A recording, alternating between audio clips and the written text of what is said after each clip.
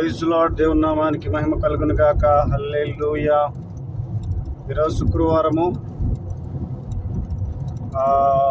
చూడండి, కువైట్ దేశంలో ఇదొక మాల్యా ప్రాంతము, సాల్మియా ప్రాంతము.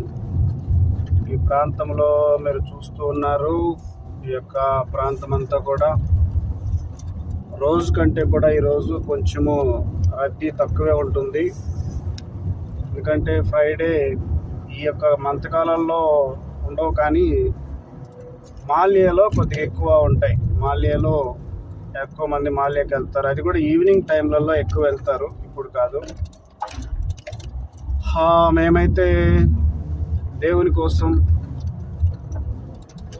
ప్రయాసపడుతూ మరి ఈరోజంతా కూడా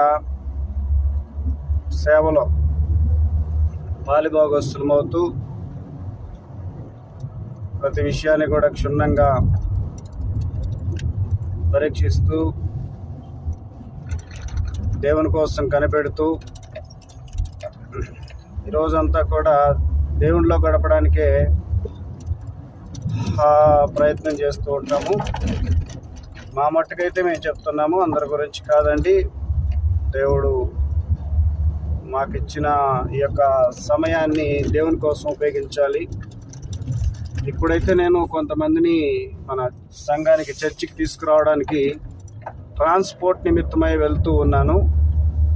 ఇక్కడ ట్రాన్స్పోర్ట్ లేకపోతే రావడం చాలా కష్టము. మీరు చూస్తున్నారు, ఈ ఎండలు చూస్తారు కదా, ఈ ఎండలు ఎట్లా ఉంటాయంటే విపరీతంగా ఉంటాయి. 50, 53, 54, 55 వరకు కూడా అలాగా ఉంటాయన్నమాట. సో